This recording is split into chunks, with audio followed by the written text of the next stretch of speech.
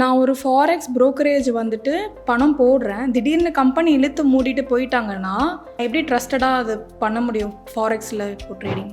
Forex brokerage அப்படிங்கிறது first thing regulation அப்படிங்கிற ஒரு சில விஷயத்த பார்க்கணும். என்ன ரெகுலேஷன் பார்த்தீங்கன்னா 4-5 ரெகுலேஷன்ஸ் இருக்குது. அதில் முக்கியமான ரெகுலேஷன் UKFCA ரெகுலேஷன்ஸ் இருக்கான்னு பார்க்கணும். ஏன்னா அதிகமான புரோக்கேஜ் வச்சுக்காத ரெகுலேஷனே இந்த UKFCA தான். இந்த புரோக்கேஜ் ரெகுலேஷன் இருந்தாலே உங்கள் ஃபண்டு மேக்ஸிமம் சேஃப். ஏன் அப்படி சொல்கிறோம் அப்படின்னா, இந்த UKFCA உடைய ரூல்ஸ் ஆஃப் ரெகுலேஷன் என்ன அப்படின்னு பார்த்தீங்கன்னா, ரெகுலேஷனில் வர புரோக்கர்ஸ்க்கு ஆல்ரெடி ஒரு பர்சனுக்கு 85,000 euro வரைக்கும் இன்சூரன்ஸ் கவர் பண்ணுறாங்க. அதை தாண்டி இவங்க ரெகுலேஷன்ஸில் வரணும் அப்படின்னா 2 அக்கௌண்ட் இருக்கணும். ஒன்று கிளைண்ட் பேஸ்டு அக்கௌண்ட்டு, இன்னொன்று புரோக்கர் எக்ஸ்பென்சஸ் அக்கௌண்ட்டு. இப்போ உங்கள் ஃபண்டு தூக்கிக்கிட்டு புரோக்கரே ஓடி போனாலும் உங்களோட கிளைண்ட் அக்கௌண்ட்டில் உங்கள் ஃபண்டு சேஃபாக தான் இருக்க போகுது.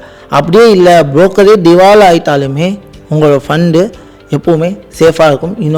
அதாவது கிளைண்ட் அக்கௌண்ட்டில் உங்களோட ஃபண்டு எப்போவுமே சேஃபாக இருக்கும். அது ட்ரேடிங்க்கு மட்டும் தான் யூஸ் பண்ணுவாங்க. இதே புரோக்கரோட எக்ஸ்பென்சஸ் அக்கௌண்ட்டில் புரோக்கரோட மணி மட்டும் தான் இருக்கும். இன்கேஸ் புரோக்கரே திவால் ஆனாலுமே கிளைண்ட்டோட ஃபண்டு எப்போவுமே சேஃபாக தான் இருக்கும். ஸோ அதனால் புரோக்கர் தூக்கிட்டு ஓடுறதுக்கு முன்னாடி அவங்க UKFCA ரெகுலேஷன் வச்சுருக்காங்களா, அப்படி இல்லை அப்படின்னா ஆஸ்திரேலியாவோட ASIC ரெகுலேஷன் வச்சுருக்காங்களா, அப்படியும் இல்லை அப்படின்னா USோட CFTC ரெகுலேஷன் வச்சுருக்காங்களா, இந்த 3 ரெகுலேஷனில் ஏதாச்சும் ஒரு ரெகுலேஷனாச்சும் வச்சுருக்காங்களா அப்படிங்கிறத மஸ்ட்டு செக் பண்ணுங்கள்.